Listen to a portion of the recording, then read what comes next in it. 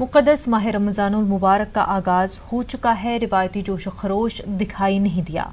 हैदराबाद में रमज़ान का पहला दिन फीका फीका दिखाई दिया। तारीखी इमारत चार मीनार के करीब सन्नाटा छाया हुआ है। रमज़ान में यहाँ खास बाजार लगाया जाता है, लेकिन इस बार कोरोना की मार से शहर में रमज़ान की ज़ाहिरी रौनकें दिखाई नहीं दे रही है। रमज़ान में मसाजिद नमाजियों से फुल रहते हैं, लेकिन इस रमज़ान में मसाजिद भी खाली खाली है। लॉकडाउन की वजह से हुकूमत ने सिर्फ 5 अफराद को नमाज अदा करने की इजाज़त दी है। हैदराबाद में इस साल रमज़ान की खास डिश हलीम भी तैयार नहीं की जा रही है। बताया जा रहा है कि हैदराबाद में 112 साल बाद रमज़ान की ज़ाहिरी रौनकें मानित पड़ गई है। 1908 में मूसा नदी में तोग़यानी आई थी, जिसमें कई शहरियान हैदराबाद ने अपनों को खो दिया और कई शहरी अपना सब कुछ लुटा चुके थे। 1908 के बाद पहली मर्तबा हैदराबाद में रमज़ान के दौरान वो ज़ाहिरी रौनकें नज़र नहीं आ रही हैं जो आम तौर पर नज़र आया करती थीं।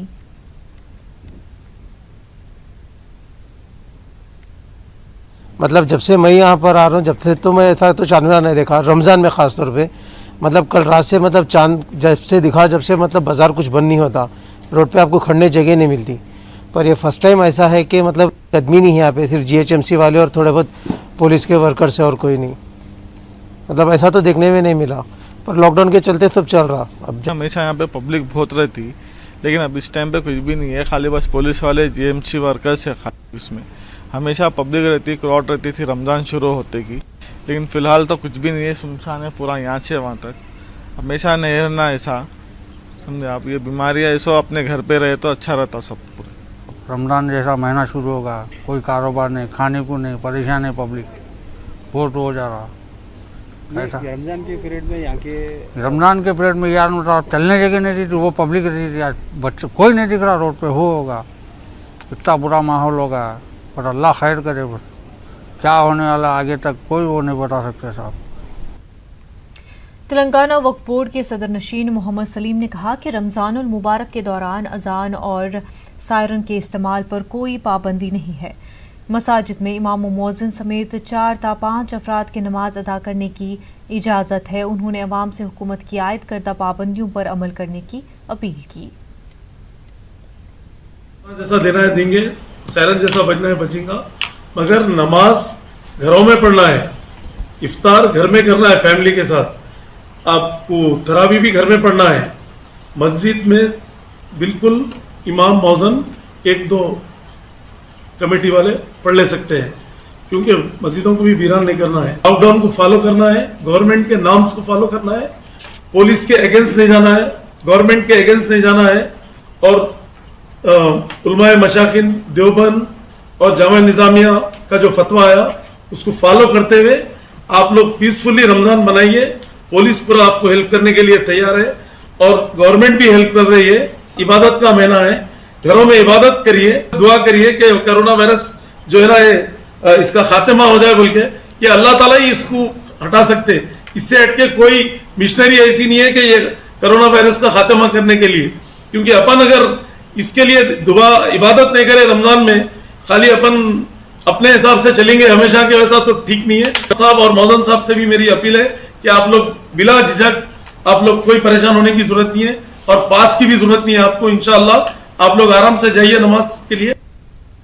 आंध्र प्रदेश में रमज़ान का आगाज हो गया है। कोरोना और लॉकडाउन की वजह से रिवायती जोश व खरोश नहीं दिखाई दे रहा है। लोग घरों में ही इबादत का एहतमाम करते दिखाई दे रहे हैं। मसाजिद में हुकूमत की दी गई इजाज़त के मुताबिक समाजी दूरी के फासले को बरकरार रखते हुए इबादत का एहतमाम किया गया। मुतवल्ली दरगाह हज़रत बुखारी ने अवाम से हुकूमत की जानिब से आयद करदा पाबंदियों पर अमल करने की हिदायत दी है।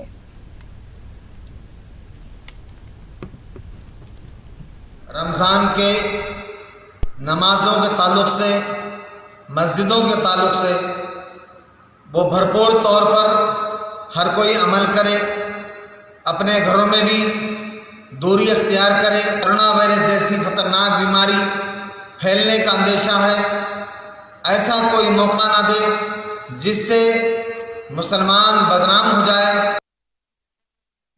वज़ीर अक़लियती उमूर मुख्तार अब्बास नक़वी ने मुसलमानों को रमज़ान की मुबारकबाद दी है। उन्होंने कहा कि अल्लाह की रज़ा और खुशनुदी के लिए इबादत करें और मुल्क व आलम में अमन व सलामती की दुआएं करें।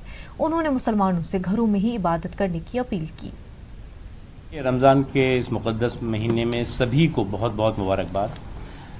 रमज़ान का ये मुक़द्दस महीना दुआओं का महीना है, इबादत का महीना है, बरकतों का महीना है। जिस तरह से कोरोना का कहर और कोरोना की चुनौतियाँ पूरी दुनिया को प्रभावित कर रही हैं, पूरी दुनिया को कोरोना के कहर से लोगों को निजात मिले, ये इसके लिए दुआ का भी महीना है। मेरे हिंदुस्तान के भी जो उलमाए दीन हैं, धार्मिक लोग हैं, सामाजिक लोग हैं, सरकार है, उसने भी जो है वो बहुत स्पष्ट तरीके से अपील भी की है, लोगों को दिशा निर्देश भी दिए हैं कि इबादत जो है वो जो प्रेयर है वो प्रिवेंशन के साथ हो, प्रिकॉशन के साथ हो, यानी हिफाजत के साथ इबादत। लोग अपने घरों पर नमाज पढ़ें, इफ्तार करें, तराबियाँ करें। इसके लिए ख़ुद लोगों ने जो है वो आगे बढ़ कर के ये फ़ैसला किया है और ये बहुत ही संतोष की बात है। भिवंडी के डीसीपी राजकुमार शिंदे और एमएलए रईस शेख ने तमाम शहरियों को रमज़ान की मुबारकबाद पेश की है। साथ ही अपील की कि रमज़ानुल मुबारक में भी लॉकडाउन पर सख्ती से अमल करें। आपको मुबारकबाद दे रहा हूँ। एक रमज़ान ऐसा भी है कि जिसके अंदर कोविड-19 की बीमारी फैली हुई है। मैं आप सबसे गुजारिश कर रहा हूँ कि इस रमज़ान में हम लोग इतनी कसरत से दुआ करें कि अल्लाह ताला इस दुनिया को कोविड-19 से जो है निजात दे दे। सभी मुस्लिम भाइयों को माह रमज़ान की शुभकामनाएं देता हूं। इस मुबारक माह रमज़ान में सभी लोग बड़े जोर शोर के साथ रोज़ा, सहरी, इफ्तारी, नमाज अदा करते हैं, लेकिन दुनिया भर में कोरोना वायरस के जरिए फैली महामारी को देखते हुए लॉकडाउन का पालन 100% किया जाए। कश्मीर में बाकी महकमों के साथ साथ उमूर सार्फिन का महकमा लोगों को राशन सप्लाई को यकीनी बनाने के लिए काम कर रहा है। महकमे की जानिब से दिन रात काम किया जा रहा है और लोगों तक 2 महीने का राशन मुहैया कराया गया। महकमे उमूर सार्फिन के डायरेक्टर बशीर अहमद खान ने न्यूज़ 18 उर्दू से बात की। उन्होंने कहा कि ज्यादा दामों में अशिया की फरोख्त पर शिकायतों का अजाला किया जा रहा है। कोरोना के वजह से जो हालात अभी चल रहे हैं उसका मुकाबला जहां एक तरफ डॉक्टर्स, पैरामेडिक्स और बाकी इमरजेंसी सर्विसेज के साथ वाबस्ता लोग हैं वो फोर फ्रंट पे इसका मुकाबला कर रहे हैं, और वहीं यहाँ पे अगर हम उमूर सार्फिन डिपार्टमेंट की बात करें, CAP डिपार्टमेंट की बात करें, तो वो भी यहाँ पे लोगों को राशन और बाकी सहूलियात पहुँचाने के लिए जुटी हुई और दिन रात काम कर रही है। आज हमारे साथ मौजूद है CAPD के डायरेक्टर बशीर अहमद खान साहब। इनसे जानना चाहेंगे जो मौजूदा हालात है, मौजूदा हालात में ये किस तरह से अपनी खिदमत दे रहे हैं, कैसे काम कर रहे हैं और क्या लाहे अमल अभी अपनाए हुए हैं। जी खान साहब। हमारा डिपार्टमेंट भी पहले दिन से ही इसके साथ जुड़ा हुआ है। पहले हमें ये हुक्म मिला कि आप एडवांस राशन 2 महीने का दे दीजिए अप्रैल और मई। इससे पहले भी हमने लोगों के तक ये बात पहुँचाई, तो वो हमने एडवांस लिफ्टिंग की दिन रात काम करके, क्योंकि हम 1 महीने का लिफ्ट करते हैं 10 से 15-20 दिन में, तो ये 2 महीने का करना था। ये भी हमने यही 20 दिन में किया, वही डबल हमने काम किया, डिस्पाइट कि हमारे लोग भी मतलब उनके कॉन्स्टेंट्स रहे, क्योंकि मोमेंट बहुत कम थी। उनको भी कहीं काफ़ी दिक्कत आ गई, कहीं उनको लॉ एंड ऑर्डर जो एजेंसीज मेंटेन करती हैं उनकी तरफ से भी प्रॉब्लम हो गई। तो बहरहाल in somehow we managed it. तो हमने 2 महीने का राशन लोगों तक पहुंचा दिया और वो डिस्ट्रीब्यूट भी कर दिया। हमने प्रधानमंत्री गरीब कल्याण योजना जो है, जो 3 ज़ुमरों में लोग आते हैं, उसमें AAY अंत्योदय, BPL और PHH प्रायोरिटी हाउस होल्डर, जिसको पहले हम BPL ही कहते थे। तो ये इन ज़ुमरों को हमने शुरू कर दिया 18 तारीख से, और 2-3 दिन इसमें हमें लगेंगे। इसमें हम फी राशन सोल को, यानी कि जो राशन कार्ड पे बेनिफिशियरी होता है, एक फ़र्द होता है, उसको हम 5 किलो राशन देते हैं मुफ्त, फ्री ऑफ कास्ट। मेरे टोटल जितने ये राशनड पॉपुलेशन मेरी कश्मीर प्रोविंस की है वो 68 लाख सोल्स हैं, 68 लाख सोल्स। उसमें से मेरे 25 लाख सोल्स हैं जो APL में आते हैं, NPHH में। जो बाकी 42 लाख हैं तो उनको मैं ये फ्री ऑफ कास्ट राशन दे रहा हूँ, और नॉर्मल राशन वो भी लेते हैं और वो भी लेते हैं। हमारे दूध वाले हो, सब्ज़ी वाले हो, गोश्त फरोख्त हो, या बाकी जो एशिया ज़रूरत का सामान बेच रहे हैं, वो होर्डिंग का रास्ता अपनाते हैं। तो इस वक्त भी शिकायतें आ रही हैं, तो आपके पास किस तरह की शिकायतें और कैसे उन शिकायतों का आप अजाला कर रहे हैं भाई? हमारा शिकायत निकलता है आज भी। कहीं गली कोचे से हमें शिकायत आ गई कि रेडे वाले ने ज़्यादा महंगा भेजा, मुर्गी फरोश ने हमें मुर्गा ज़्यादा दामों में दे दिया, या गोश्त फरोश ने मतलब गोश्त ज़्यादा महंगा दे दिया। तो जहाँ जहाँ से हमें शिकायत आती है, लेकिन मैंने पहले भी कहा है, मैं आज भी कहना चाहता हूँ कि शिकायत दहिंदान हमारे पास नहीं आता है, सिर्फ हमें फ़ोन कॉल्स आती हैं। तो हम फ़ोन कॉल्स के बिना पर कल फिर प्रोसिक्यूशन प्रूव करने में फेल हो जाते हैं। तो बहरहाल इन डिस्पाइट दिस मेरा शिकायत निकलता है। और मैं आपको ये जानकारी दे दूं कि पिछले इन 20 दिनों में 1,34,000 हमने फ़ाइन भी कर दिया है। हाँ, यहाँ ये जो रेट्स का आपने कहा कि रेट्स तो अभी वही हैं 400 रुपये, लेकिन इसमें हमने 2 मीटिंग्स कर ली थी और DC साहिबान से भी इनने फीडबैक लिया था। ड्यूकम साहब चेयरमैन है इसके, मगर वो थोड़ा सा उसके 2 पहलू थे। एक तो रेट फिक्स करना था और दूसरा इसको थोड़ा सा टाइटन करना था। टाइटन इन द सेंस कि बहुत से लोग इस वक्त मशरूम ग्रोथ हो गई है, जो खुद ही बोलते हैं हम होलसेल डीलर्स बन गए हैं मटन, और उनको पिछले 2 या 3 साल से अंडर द एम्बिट ऑफ कुछ वो ऑनरेबल कोर्ट का ऑर्डर था, तो हालांकि वो वैकेट हुआ था सिटे, लेकिन उस एम्बिट में ये सब लोग दौड़ते थे और सब लोग वहाँ से कोई 100, कोई 50, कोई 200, कोई एक गाड़ी ले आता था। तो उसको हमने स्ट्रीमलाइन करने के लिए फार्म में निकाले थे। इनको एक फ़ीस भरना पड़ता है, 10-20 हज़ार रुपये फ़ीस भरना पड़ता है, तो लिहाजा इसमें बिल्कुल स्ट्रीमलाइनिंग हो जाती। एक तरफ से वो हमने करना था और दूसरी तरफ से रेट को भी रिवाइज़ करते, चाहे 10% चलाते चाहे 20% चलाते। लेकिन जो ही ये सेकंड मीटिंग हो गई उसके बाद ही लॉकडाउन हो गया, तो ये अधूरा रह गया। इंशाल्लाह ज़िंदगी रही तो ये लॉकडाउन जब ख़त्म हो जाएंगे तो उसके बाद हम फिर इस पर कार्रवाई शुरू करेंगे, तो इसका नया रेट निकलेगा। मुर्ग फरोशों का जहाँ तक ताल्लुक़ है, या सब्ज़ी फ़रोश या मेवा फ़रोश वगैरह हैं, तो इंशाल्लाह वी आर होपफुल कि वो कोऑपरेट करेंगे, क्योंकि थोड़ा सप्लाई आ रही है। यहाँ सप्लाई का ही प्रॉब्लम है, सप्लाई नहीं आ रही है। जब तक सप्लाई स्मूथ ना हो तब तक मुझे लगता है कि तब तक थोड़ा सा ये रहेगी। अब अगर आप लेना नहीं चाहते हैं वो अलग बात है। अब अगर आप लेना चाहते हैं और आपको एग्जॉर्बिटेंट रेट्स पे दिया जाए तो शिकायत कर लीजिए। जहाँ तक बाकी कमोडिटीज़ का ताल्लुक़ है, चाहे आपका गैस है, पेट्रोलियम प्रोडक्ट्स है, मेरा चावल राइस है, वीट आटा वगैरह है, केरोसिन ऑयल है, ये सब सप्लाईज नॉर्मली और स्मूथली आ रही हैं। यानी जितना हम दिन को यहाँ से लेते हैं मोस्टली या उससे कम या उससे ज़्यादा दिन को ऑगमेंटेशन भी आता है, तो क्योंकि FCI कॉरपोरेशन इज़ बाउंड। और इस वक्त भी मेरे पास 2 महीने या 2.25 महीने का राशन मौजूद है, जो मुझे यहाँ 3,25,000 क्विंटल महीने का लगता है, मेरे पास 6.5 लाख क्विंटल इस वक्त भी मौजूद है। कोरोना वायरस मुतासर मरीजों से मुतल्लिक़ गाइडलाइन को लेकर मेरठ मेडिकल कॉलेज की एक बड़ी लापरवाही सामने आई है। मेडिकल कॉलेज के कोरोना वार्ड में ज़ेर इलाज हामिला खातून ने कल एक बच्चे को जन्म दिया था, लेकिन नौज़ायदा बच्चे की टेस्ट रिपोर्ट आने से पहले ही मेडिकल स्टाफ ने बच्चे को अहल खाना के सुपुर्द कर दिया। गाइडलाइन के मुताबिक नौज़ायदा बच्चे को टेस्ट रिपोर्ट आने तक नर्सरी में रखा जाना था। मेडिकल स्टाफ की इस चौक पर CMO ने मेडिकल कॉलेज के प्रिंसिपल से रिपोर्ट तलब की है। कोई संशय की स्थिति नहीं है, मदर पॉजिटिव है। बच्चे का टेस्ट सुबह लिया जाएगा और कल शाम को पता लग जाएगा कि वो पॉजिटिव है या नेगेटिव है। बच्चे को कहाँ रखा गया? बच्चे को अभी सौंप दिया गया है, क्योंकि मदर तो अंदर है तो उसके संबंधियों को सौंप दिया गया है, वहीं मेडिकल कॉलेज में ही है वो। मैं प्रिंसिपल से ही लिखित में पूछूंगा कि जब तक उसका टेस्ट नहीं हो गया तो आपको घर वालों को क्यों दे दिया, जब तक उसका स्टेटस पता ही नहीं है।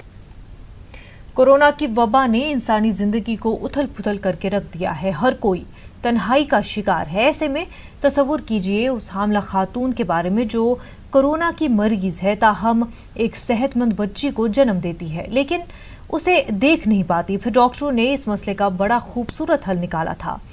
क्या था वो हल? कैसे माँ और बेटी की मुलाकात को यकीनी बनाया गया? देखिए हमारी इस रिपोर्ट में।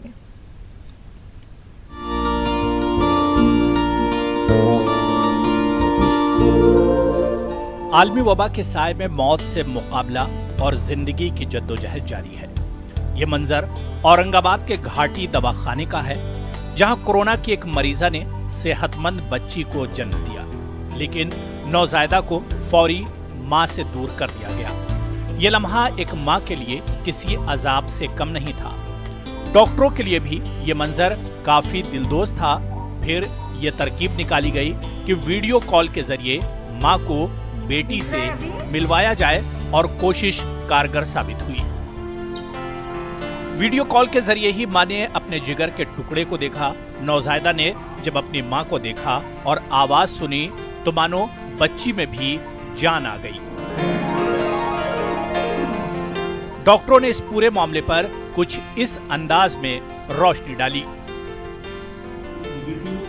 मदर उसकी पॉजिटिव, तो दोनों एक दूसरे के साथ तो रह नहीं सकते, तो फिर हमने उसकी निगरानी एक अलग नर्सिंग स्टाफ और एक डॉक्टर इनकी ड्यूटी लगा के वो सब लड़की की देखभाल करते थे और माँ का दूध जो निकाल कर वो हम बच्ची को पिलाते थे। आणि फिर एक दिन ऐसा लगा कि ये बच्ची की और माँ का वीडियो कॉलिंग करके जो नया तंत्रज्ञान है उसके माध्यम से दोनों की मुलाकात कर देना, तो वो एक हमने एक छोटा सा प्रयास किया जिसकी वजह से लड़की के चेहरे पर भी काफ़ी हंसी दिखी आणि माँ भी काफ़ी संतुष्ट हो गई। जेव्हा आई बाळाशी बोलायला लागली तेव्हा बाळाची जी हालचाल होती ती वाढली आणि ते खूप हात वगैरे पाय मारून रिस्पॉन्सिव्ह त्याचा फेस होता आणि प्रतिसाद देत होतो आणि त्याच्या चेहऱ्यावर आनंद दिसला मला। जी नजरेला नजर लावणं म्हणतात तसं ते आईच्या नजरेकडे, आईच्या चेहऱ्याकडे निरखून बघत होतं आणि त्याचे जे चेहऱ्यावरचा भाव होता आणि त्याचे जो प्रतिसाद होता ते बघून आम्हा सर्वांना खूप आनंद झाला। कोरोना के मर्ज में मुब्तला खातून का ताल्लुक मुंबई से है। वो बेटी की पैदाइश के लिए मायके औरंगाबाद पहुंची थी, लेकिन यहां पहुंचने के बाद तिब्बी जांच में यह पता चला कि हामिला खातून कोविड-19 के मर्ज में मुब्तला है। घाटी दवाखाने में इस खातून का इलाज जारी है। उम्मीद की जानी चाहिए कि सेहतमंद बच्ची को जन्म देने वाली मां खुद भी जल्दी ही सेहतयाब हो जाएंगी। न्यूज़ 18 उर्दू के लिए औरंगाबाद से अजहरुद्दीन की रिपोर्ट। महाराष्ट्र में हुए 2 साधुओं के कत्ल के वाकये की कर्नाटक के हिंदू मजहबी रहनुमाओं ने सख्त मजम्मत की। बेंगलुरु में श्री आयूर आश्रम के सरबराह संतोष गुरुजी ने कहा कि मासूम साधुओं पर हमला करने वालों को सख्त से सख्त सजा दी जाए। इन मजहबी रहनुमाओं ने शिवसेना को भी तनकीद का निशाना बनाया है। ये साधु संत का मुग्ध साधु को, वयोवृद्ध को मार मार के ये मार डाले, ये बहुत खेद है, बहुत दुख है। इडीी हिंदुत्व को ये अपचार हो गए, अवमान हो गया, ये आघात हो गया। इसलिए ये सरकार को हमें आग्रह कर रहे हैं, वो किड़गेड़ी वालों को ये मर्डर करने वाले को कानून से सरी करेक्ट ठीक से वो उनको गिरफ्तार करके कानून क्रम करे तो ये सांत्वन होगा, नहीं तो परिहार नहीं होता। नाज़रीन, इस वक्त एक अहम खबर सामने आ रही है। प्रोफेसर मोहम्मद शाहिद के तबलीगी जमात से ताल्लुक़ का ये पूरा मामला है। इलाहाबाद यूनिवर्सिटी ने प्रोफेसर शाहिद की मौतली का सर्क्यूलर जारी किया है। तबलीगी जमात से ताल्लुक़ रखने के इल्ज़ाम में प्रोफेसर शाहिद को मुअत्तल किया गया है। शहर के 2 पुलिस थानों में एफआईआर दर्ज कराई गई। प्रोफेसर शाहिद पर जमात से ताल्लुक़ को पोशीदा रखने का इल्ज़ाम लगा। पुलिस ने उन पर गैर मुल्की तबलीगियों को पनाह देने का इल्ज़ाम लगाया। 21 अप्रैल को अदालत में पेशी के बाद प्रोफेसर को जेल भेजा गया। प्रोफेसर शाहिद के जेल जाने के बाद यूनिवर्सिटी इंतजामिया ने यह कदम उठाया। यूनिवर्सिटी के शोबे सियासियात में प्रोफेसर हैं मोहम्मद शाहिद। अहम खबर आपको बता रहे हैं। इलाहाबाद यूनिवर्सिटी ने प्रोफेसर शाहिद की मुअत्तली का सर्क्यूलर जारी किया है। तबलीगी जमात से ताल्लुक़ रखने के इल्ज़ाम में प्रोफेसर शाहिद को मुअत्तल किया गया है। शहर के 2 पुलिस थानों में प्रोफेसर शाहिद के खिलाफ एफआईआर दर्ज कराई गई। प्रोफेसर शाहिद पर जमात से ताल्लुक़ रखने को पोशीदा रखने का इल्ज़ाम है। पुलिस ने उन पर गैर मुल्की तबलीगियों को पनाह देने का इल्ज़ाम लगाया है। 21 अप्रैल को अदालत में पेशी हुई। पेशी के बाद प्रोफेसर को जेल भेजा गया और इसी के चलते इलाहाबाद यूनिवर्सिटी ने प्रोफेसर शाहिद की मुअत्तली का सर्क्यूलर जारी कर दिया।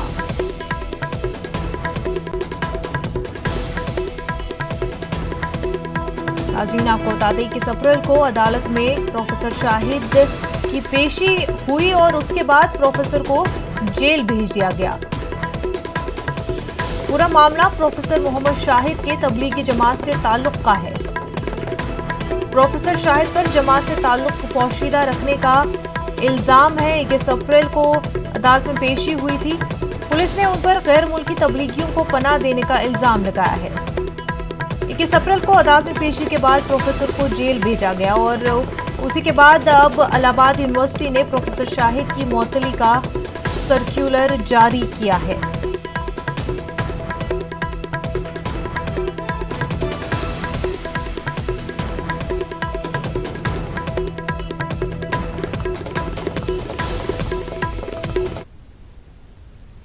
कोरोना को लेकर कोई कंफ्यूजन ना रहे, लोगों को सही और पूरी जानकारी मिले, इसी वजह से न्यूज़ 18 ने कंट्रोल रूम तैयार किया, जहां हम नाजरीन के मन में उठने वाले सवालों के जवाब अपने एक्सपर्ट माहिर डॉक्टरों के जरिए देते हैं। इसी कड़ी में आज हमारे साथ कानपुर से जुड़ी हैं डॉक्टर मोनिका सचदेव, जिन्होंने नाजरीन के सवालों के जवाब दिए। आइए देखते हैं।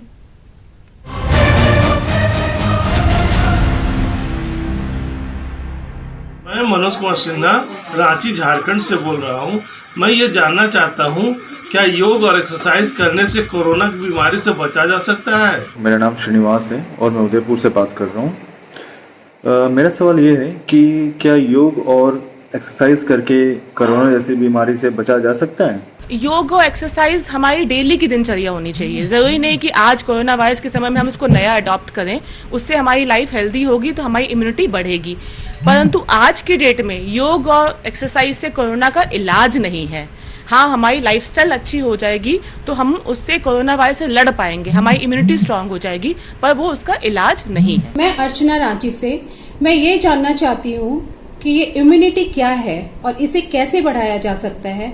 मेरा नाम पूजा है और मैं इंदौर शहर से हूँ। मेरा प्रश्न आपसे यह है कि हम अपनी इम्यूनिटी किस प्रकार बढ़ा सकते हैं? कुछ 5-6 चीज़ों का ध्यान हमें देना है। पहली चीज़ तो ये कि हमें बहुत ठंडा खाना नहीं खाना है, जैसे ठंडा पैर नहीं लेना है, ठंडा दही, ये सब चीज़ें अवॉइड करनी है हमको। हमें गुनगुना पानी का सेवन करना है, हमें बाहर का खाना अवॉइड करना है। हमें अपने खाने में विटामिन सी होना चाहिए, जैसे कि नींबू, संतरा, आंवला, इन सब का सेवन बढ़ाना चाहिए, बिकॉज ये हमारी इम्यूनिटी को स्ट्रॉन्ग करता है। और साथ ही साथ हमको लंबी फास्टिंग अवॉइड करनी चाहिए, क्योंकि उससे हमारी इम्यूनिटी वीक होती है।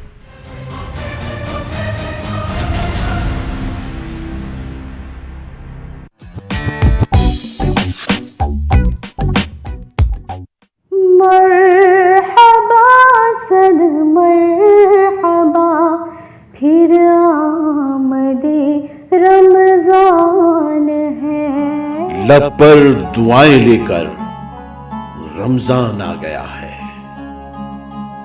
लब पर दुआएं लेकर रमजान आ गया है। दुख की दवाएं लेकर रमजान आ गया है। रोजे की ताजगी से चेहरे खिले हुए हैं। रोजे की ताजगी से चेहरे खिले हुए हैं। रूहानी राहें लेकर रमजान आ गया है। लब पर दुआएं लेकर रमजान आ गया है। रूहानी राहें लेकर रमजान आ गया है। माहे रमजान मुबारक, नूर रमजान मुबारक, नूर